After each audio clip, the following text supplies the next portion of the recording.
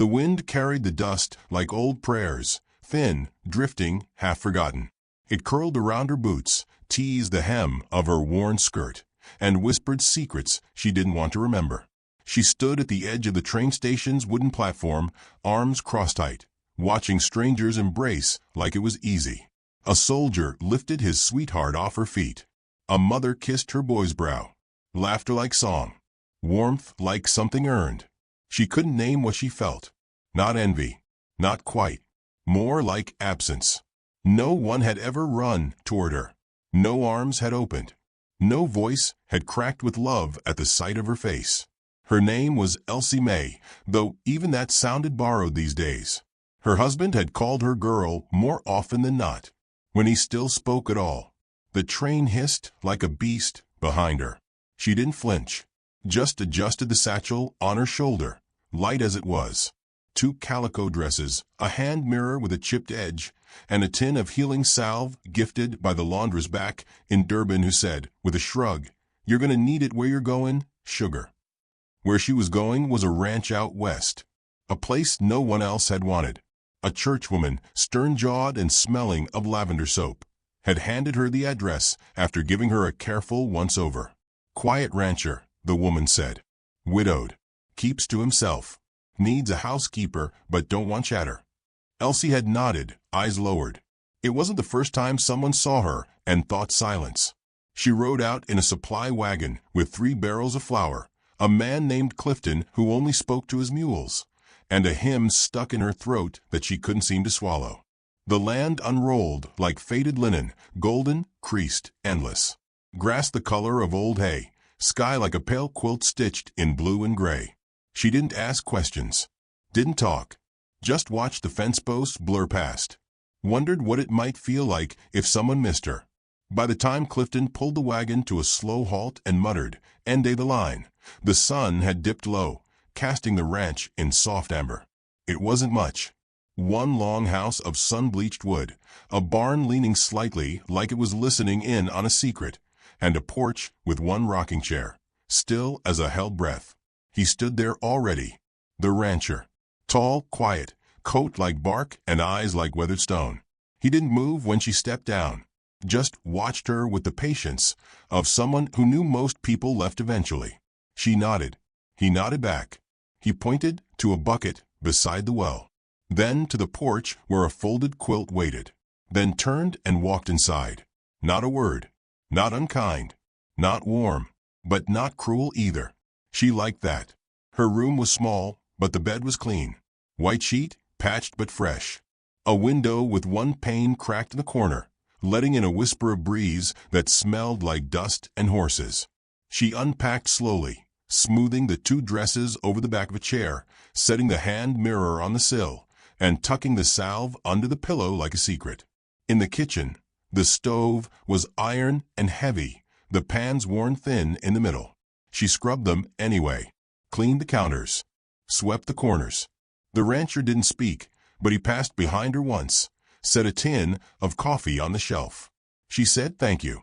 He gave a small nod. They didn't dine together.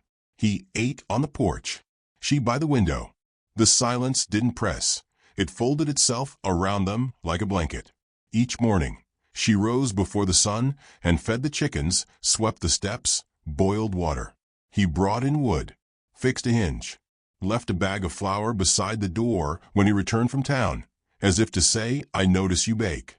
By the end of the first week, she began humming, just a little, only when she thought he couldn't hear. But he did. He paused outside the kitchen once, his shadow long on the floor, before stepping away without a word. She stood straighter after that. It had been so long since she'd felt seen, she wasn't sure it was real. One evening, after she'd finished mending one of his shirts, she stepped out onto the porch. The stars were just beginning to glimmer, bright as pins in black cloth. He was already there, sitting in the rocker, boots planted wide, hat resting on his knee. She leaned against the post, arms crossed loosely. After a while he spoke. "Storm's coming. You can smell it." She nodded.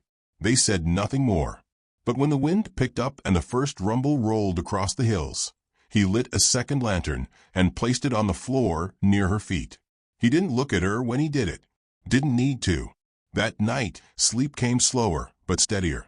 She dreamt of arms, not threatening, not hungry, not cruel. Just strong. Just steady. The next day, he left a folded shawl beside the broom with no explanation. The yarn soft and slightly uneven, like it had been made by old hands long ago. She wore it without asking. Later that week, a boy from town arrived to deliver salt and letters. He stared at her, wide-eyed. "You his wife?" She looked away. "No."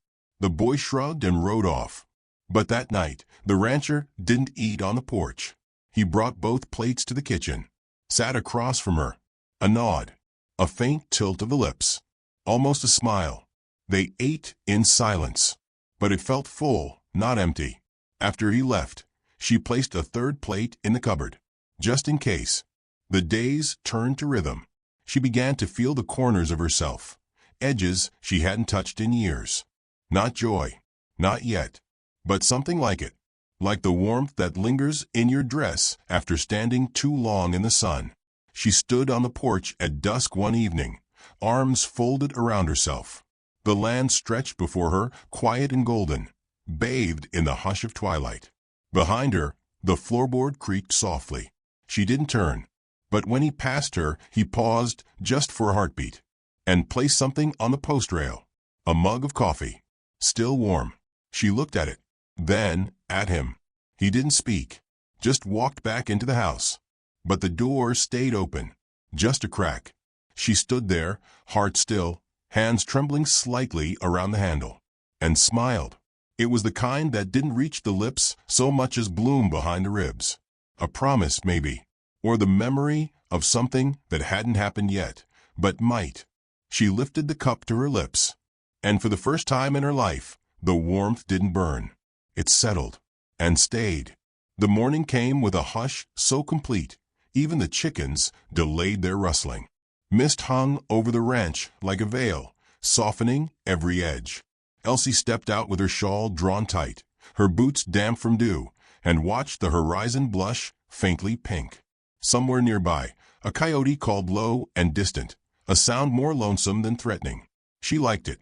It felt honest. She found him already working, sleeves rolled, eyes squinting against the dawn. He was repairing the corral gate, one hand steadying the post while the other drove a nail in with slow, practiced precision. He didn't look up when she approached, only offered a brief nod. She didn't expect more. Not from him. His silence wasn't cruel. It was quiet the way a deep river is quiet. You sensed depth, not distance. She set a tin mug on the fence rail near his elbow.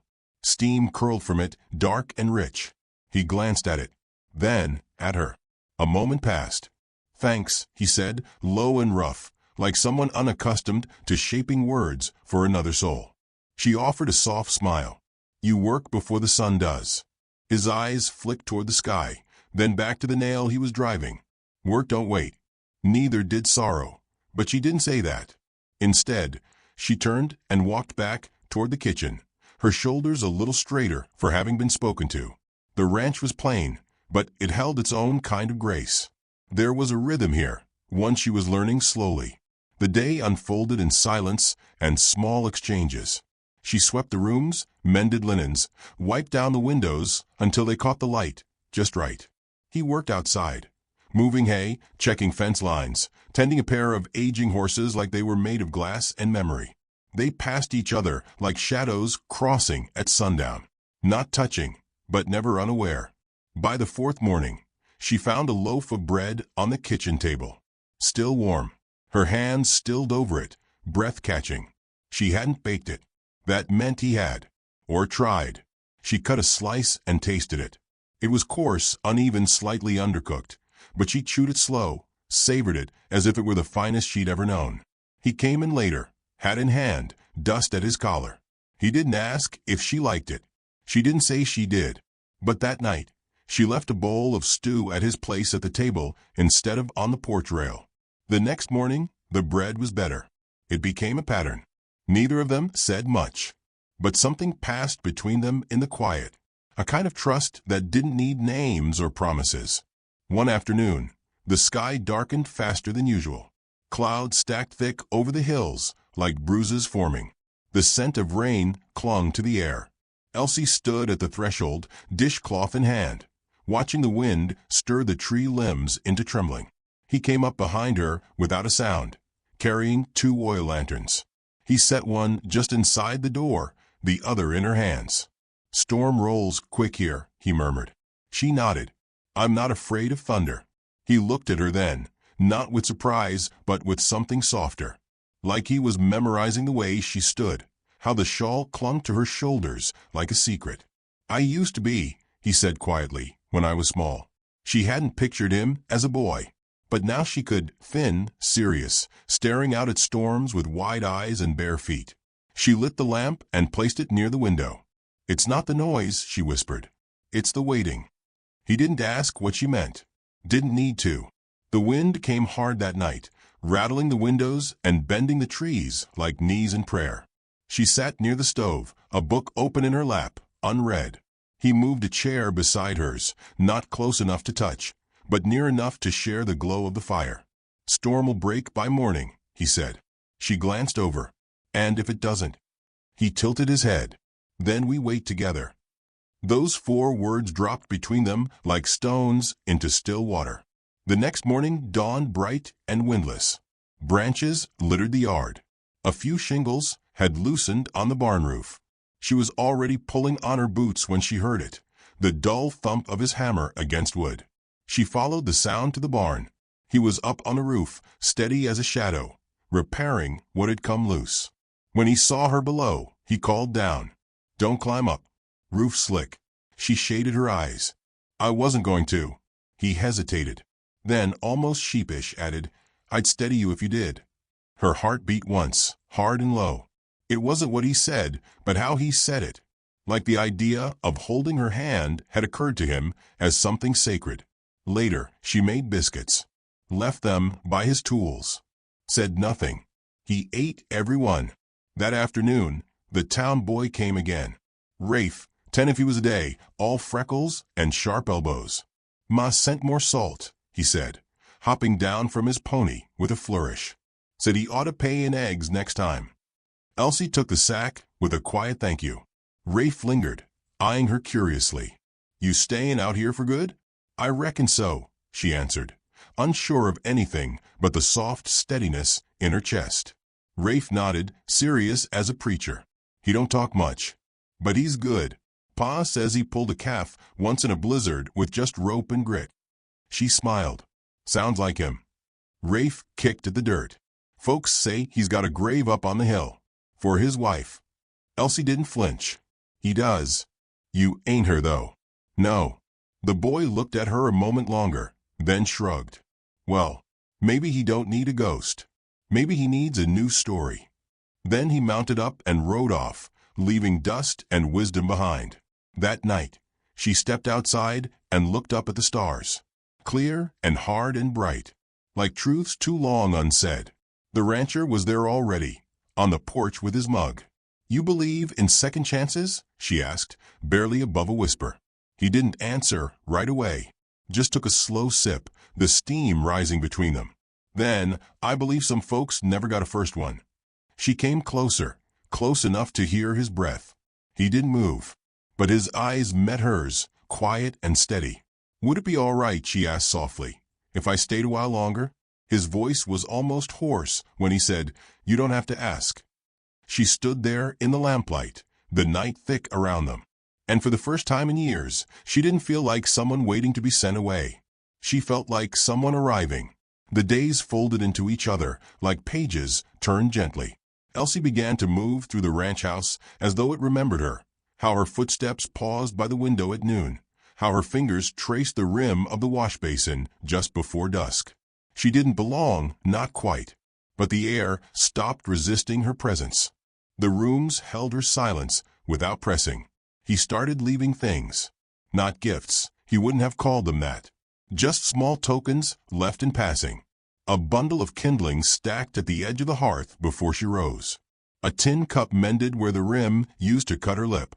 A slice of salted meat wrapped in cloth left beside her sewing, like he'd noticed her skipping lunch. He never said anything about it. never waited for thanks.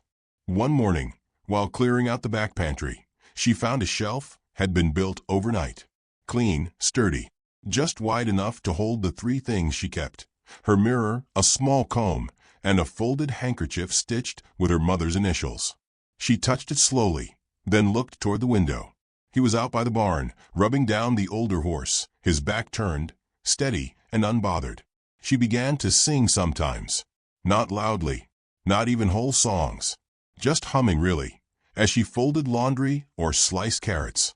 The sort of tune that doesn't ask to be heard but carries the weight of memory. One evening, as the sun dipped gold behind the hill, she found herself at the fence, watching the sky bruise into twilight. He came up behind her, quiet as usual. "Nice weather for fence repair," he said after a pause. She turned. "You think of nothing else?" His mouth twitched. Almost a smile. "A good fence keeps trouble out." "And keeps things in," she replied, not without meaning. He didn't answer that. But he didn't walk away either. Instead, he pulled a small jar from his pocket and handed it to her. Inside, thick balm, something herbal and cooling. "For your hands," he said simply. She hadn't told him her palms cracked at night from all the soap and water. But he'd seen, of course. He noticed things quietly.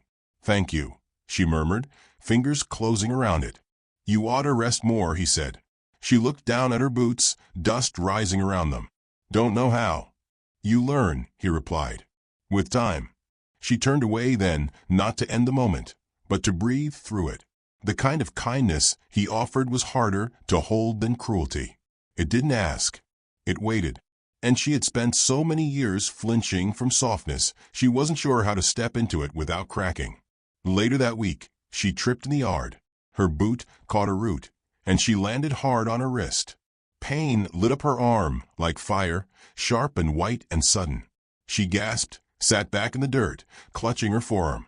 Then he was there. He hadn't even been near, but somehow he was. His hands reached for her. She tensed, out of habit, out of memory. But he only steadied her, held her wrist lightly, thumb pressing just above the bone. "You all right?" he asked, voice low. "I think so." He helped her up slowly, without pulling or pushing, just guiding, like he was returning something that belonged in its rightful place. She stood, brushing dirt from her skirt, but his hand lingered a moment longer. "You scared me," he admitted. That caught her. No one had ever said such a thing before. "I didn't mean to," she whispered. He let go then, gently, almost reluctantly. "You ought to tell me if it hurts more later." She nodded, but it wasn't pain she was thinking about. It was the way his hand had felt, strong, sure, but careful. A steadiness she hadn't known she needed. That night, she sat on the porch with the balm he'd given her, rubbed it into her sore wrist, her cracked palms, watched the shadows stretch across the yard until they disappeared. Then she stood and walked into the kitchen, and without planning to, without understanding the sudden weight in her chest, she baked bread. It was late when he returned. His boots thudded softly against the porch. When he entered, she handed him a slice. Still warm. He looked at it, then at her, then took it with the kind of reverence one gives a thing made by hand and heart. "Thanks," he said quietly. "It's not perfect." He chewed slowly, then shook his head. "No, it's better than perfect." They sat together at the table, not speaking much. The light between them soft and golden, the kind that makes old wood glow and worn hands seem holy. After a while he said, "My wife used to bake. Not bread. Pies." Elsie looked up. He rarely spoke of the past.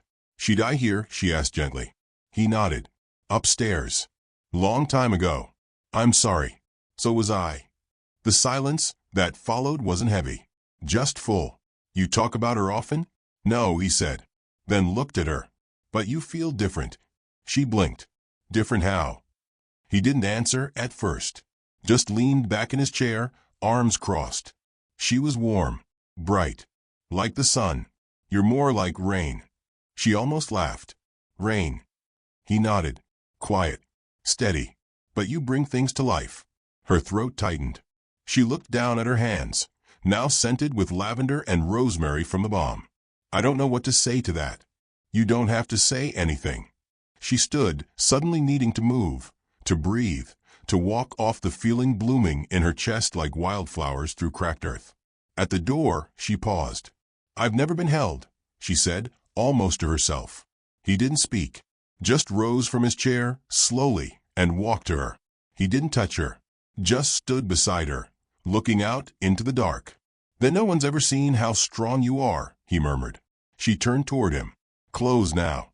Close enough to see the lines near his eyes, the wear in his shirt, the way his breath caught just slightly. He opened his arms. Not wide, not demanding, just an offering. She hesitated, then stepped in. And for the first time in her life, someone held her like she was not breakable, but worth protecting. Not small, but whole. His arms were solid and sure, wrapped around her gently, like the world had fallen quiet and he meant to keep it that way. Her cheek rested against his chest. His heartbeat was slow and certain. She closed her eyes. "This," she whispered, "this is what a hug feels like." He tightened his hold, just enough. "No," he said. "This is what love feels like." The moment lingered like a final note in a hymn, the kind you don't want to end.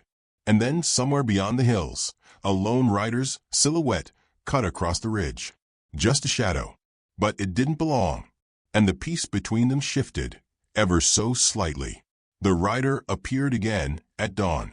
Dust rose behind him like smoke from a dying fire, and his silhouette sharpened against the sun with the arrogance of someone sure the world still owed him something. Elsie watched from the porch, coffee untouched in her hands. The cup rattled against the saucer. She wasn't cold, just remembering. He dismounted like he owned the earth beneath his boots. Same swagger, same twisted smile. Her husband former, but still a wound with a name. Vernon Latimer.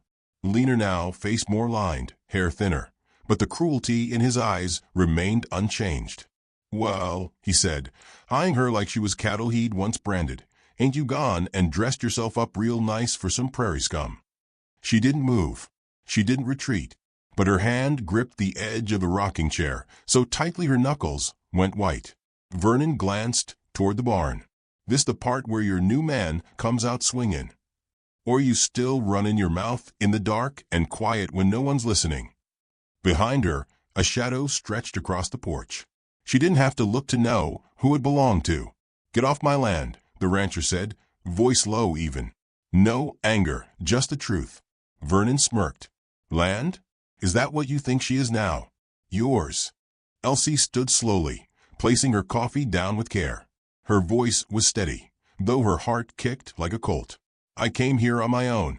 Vernon turned his attention to her, eyes narrowing. "You owe me. You walked out. You left your duty. I told the court you were unstable." "I was silent," she replied. "That's not the same thing." The rancher stepped beside her. "Close. Not in front, never that. Just beside." "She's not leaving with you," he said simply. Vernon's lip curled. "You think this ends with a porch talk and a nice stare off?" "She's still legally mine. What's yours is mine.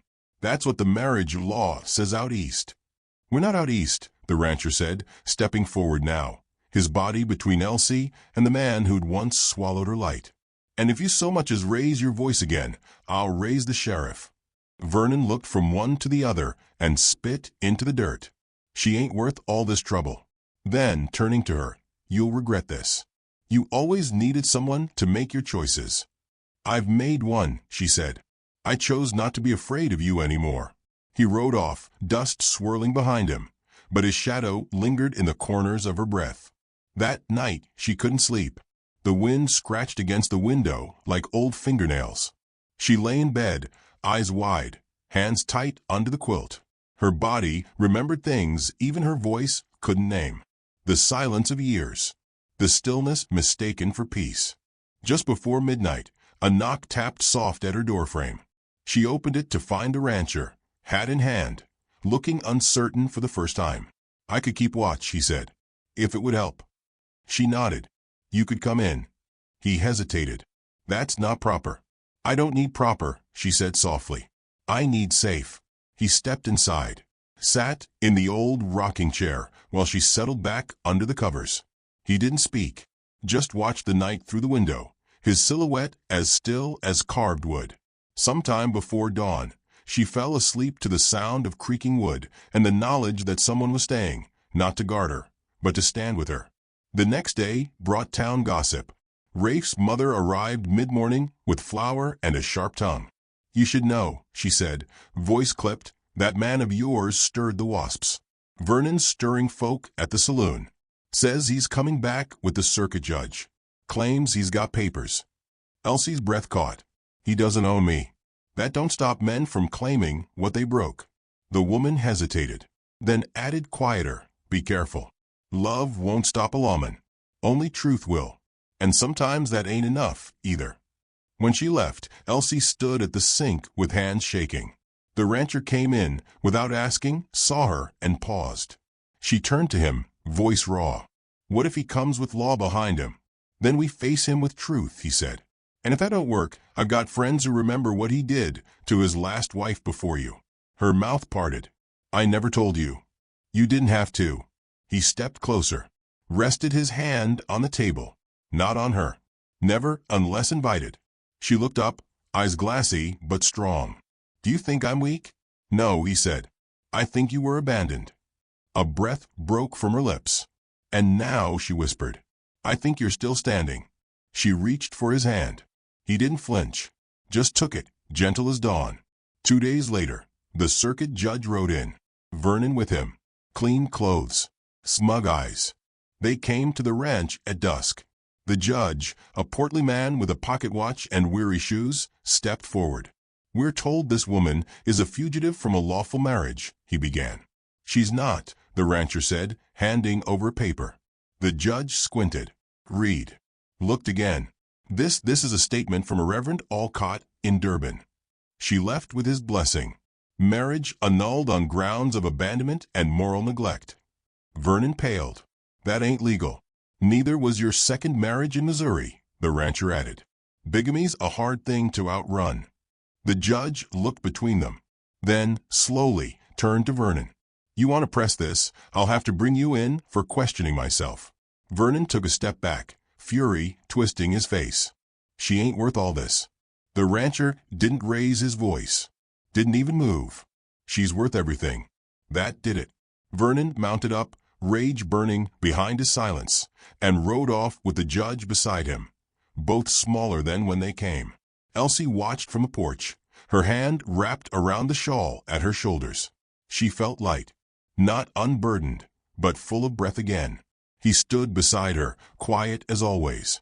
"You didn't have to do all that," she said. He turned to her, voice quiet. "I know." She studied his face, the softness that lived behind the hard lines.